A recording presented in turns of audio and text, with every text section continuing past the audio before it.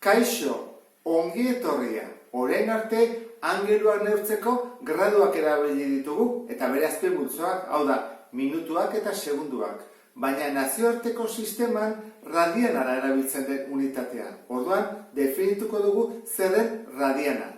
Guk baldin badugu zirkunferentzi bat, eta hau bere erradioa, marraztuta, badakizu infinito erradio daudela, hasten bagera arko bat marrazten, adibidez puntu honetatik, eta gorutz. Nora, zer luzerarekin? Erradio honen luzera berdinarekin. Hau baldin bada erradioa, hau ere bai. Pentsa ezagun, bi luzera hauek berdinak direla. Elkartzen badut puntu hau zentroarekin, hemen sortzen da angelu bat. Angelu horren amplitudea da radiana. Honi deitzen zaio, radiana. Orduan, gutxi gora bera, zenbat gradu ditu, 60 baino gutxiago. Zergatik, kusi. Bira batean, zenbat erradio sartzen dira? Gogoratzen zera? 1, 2, 3, 4, 5, 6 eta pixka bat. Zenbat erradio sartzen dira orduan? 2 pi. Horrek esan nahi du 2 pi radian daudela bira batean. Orduan, hau baldin bada, 360 gradu, bira osoa, izango da 2 pi radian bezala. Hau da, guretzako proportzio nagusia. Arrazoia hemen lortzen dugu. Bi zatiketa hauek eginez. Adibidez, horrela. Hau izango litzateke bihurketa faktore bat, pasatzeko unitate batetik bestera. Orduan, hau baldin bada proportzio nagusia lortu ezakegu hemen kokatzea baliokidetasunak, bai graduak eta radianen artean. Graduak osatuko ditut. Orduan, 360 gradu baldin badira 2 pi radian, bira erdia zenbat izango da? Pi bakarrik, ezta? Horran jarriko dut, pi radian. Eta baldin bada pi, hau zenbat izango da? Pi zati bi.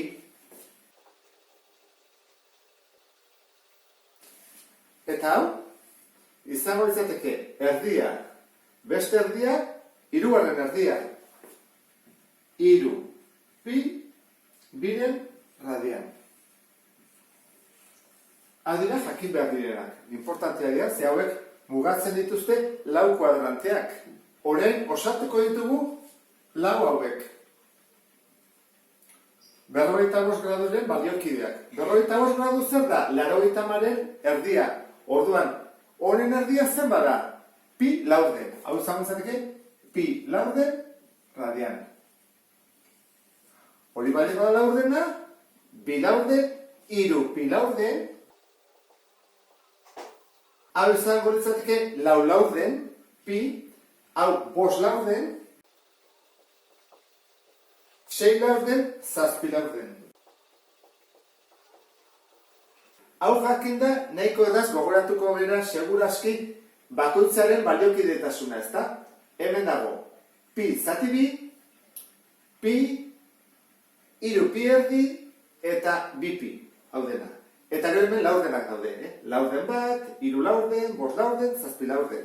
Eta orain, jarraitzeko jakin behar dugu nola pasatzen diran graduak, radianeta eta alderantziz bihurketa faktoreak erabiliz. Lehenengo unitatea gradutan dago, 1040.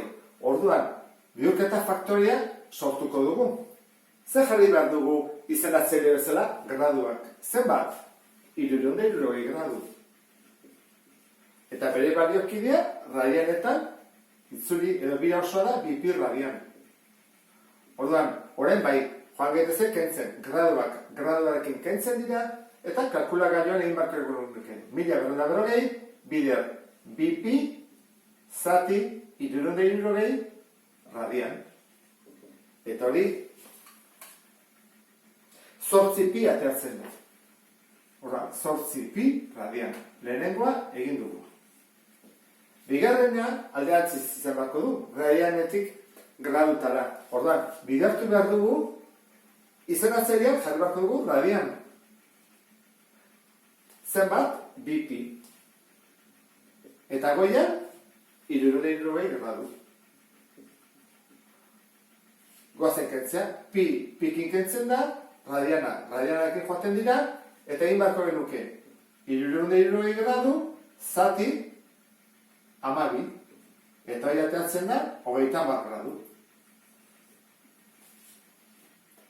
Urrengoa, graduak ditugu, zein marko dugu, bidartu behar dugu, izendatzailean jarra ditugu graduak, 360 gradu, kentzeko graduak, eta goia, 2 radian.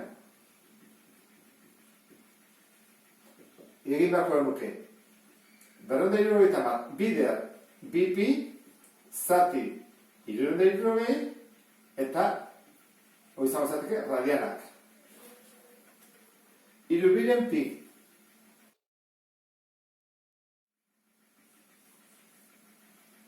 Jarri daiteke baita horrela, deba ez du. Gauza bera da.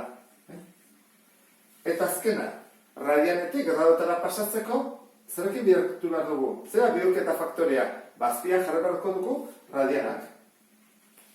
Kentzeko radianakin. Eta 2pi. Eta goian, graduak, 360. Pikin joaten da, egin beharko nuke kalkulagailuan sartu, 7 bider, 360 gradu, eta behan, 4 bider 8. 315 gradu. Eta hor da bukatuko genuke. Ulertu duzulakoan, beste bat arte. Agur?